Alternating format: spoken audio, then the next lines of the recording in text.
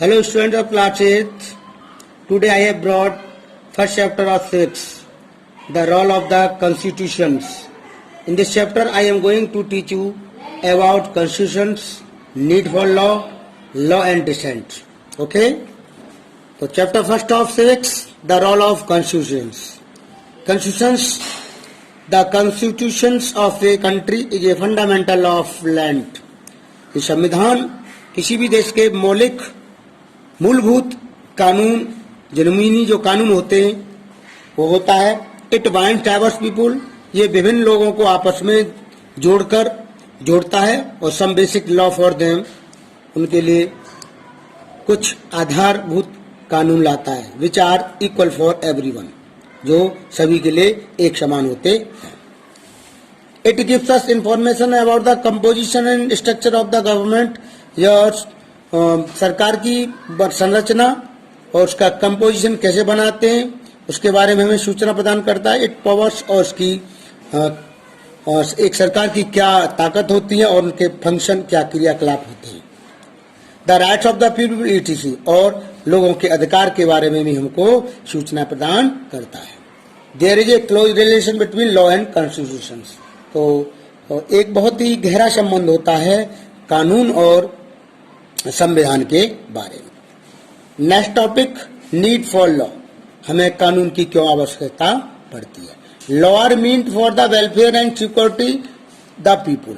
Law का मतलब होता है लोगों की अच्छाई के लिए और उनकी सुरक्षा, उनको सुरक्षा प्रदान करना. They serve as a means of bringing about the social change and establishing an egalitarian society. कानून सामाजिक परिवर्तन और स्थापना और समान अधिकार को लाने का साधन होता है. ये समान अधिकार हमारे समाज में स्थापित करते. Let us read about some social evils and effort made to stop their practice. आओ उनके बारे में थोड़ा सा पढ़ते हैं जो हमारे समाज में बुराइयां विद्यमान थी और उनको हटाने के एफर्ट मेड फॉर स्टॉप, उनको रोकने के लिए जो प्रयास किए गए. देयर प्रैक्टिस, जो हमारे समाज में बुराइयां विद्यमान थी. फर्स्ट ऑफ ऑल, सबसे पहले ड्योरी प्रिवेंशन एक्ट 1960. सबसे पहले दहेज प्रथा जो कानून 1960 में पास हुआ. सबसे पहले ड्योरी के बारे में थोड़ा सा जानकारी लेते हैं. ड्योरी मीन्स होता है दहेज. Dowry means the money or gift that parents give to their daughters at the time of their marriage. यानी दहेज का मतलब होता था जो मनी, पैसा या गिफ्ट, उपहार जो माता पिता के द्वारा अपनी पुत्री के विवाह पर दिए जाते थे, उसको दहेज बोला जाता है. But it has grown in social evils, लेकिन यह एक समाज में एक बुराई के रूप में उभर कर आने लगा. ड्योरी प्रिवेंशन एक्ट 1960 वाज पास. इसलिए इसकी रोकथाम के लिए एक दहेज निषेध कानून 1961 में पास किया गया. इसके अंतर्गत क्या था, if anyone who is found guilty of taking dowry, यदि कोई व्यक्ति दहेज को लेते हुए पाया गया, वुड बी फाइंड, उस पर जुर्माना लगाया जाता था, एंड इम्प्रिज, और उसको जेल भी हो सकती. दूसरी बुराई, the commission of sati act. एक सती आयोग कानून भी 1987 में पास हुआ. इसके अंतर्गत क्या था, सती सिस्टम में क्या था, वोमेन वर फोर्स्ड, औरतों को जबरन टू बर्न देमसेल्व्स, स्वयं को जलना पड़ता था, on the funeral pyre of their husband, उनकी पति की मृतक शरीर के साथ उनको जबरन जलने के लिए फोर्स किया जाता था, जो औरतें विधवा हो जाती थी. The commission of sati act was passed in 1987. इसलिए इस बुराई को हटाने के लिए एक सती आयोग कानून 1987 में पास किया गया. Another evils, prenatal diagnostic techniques in regulations and prevention of misuse act 1996.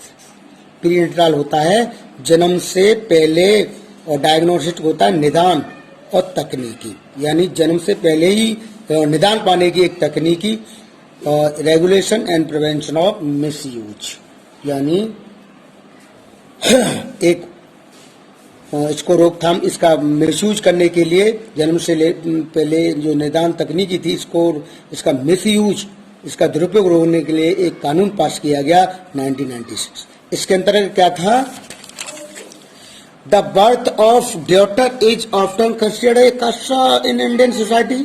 Bharatiya Samaj में एक लड़की का जन्म लेना एक अभिशाप माना गया था, क्योंकि ये दहेज प्रथा के कारण, क्योंकि लड़कियों की शादियों में, बेटियों की शादी में बहुत अधिक धन देना पड़ता था, इसलिए बेटियों का जन्म लेना बहुत अभिशाप माना गया था समाज में। As soon as it is discovered unborn baby is female. इस तकनीक के द्वारा क्या होता था? अनबॉर्न, जब तक कोई भी बच्चा जन्म लेने से पहले उसको खोज लिया जाता था कि ये फीमेल है या मेल है, यानी ये स्त्री है, स्त्रीलिंग है या पुल्लिंग है, फीमेल, मेल फीमेल जानती हो, बेटी है या बेटा है। The parents get it aborted. यदि वो फीमेल होती थी यानी पुत्री हुआ करती थी तो उसके माता पिता उसको क्या करा देते थे? अबॉर्टेड करा देते, यानी उसका गर्भपात, यानी गर्भ में ही, पेट में ही उनको मरवा देते थे।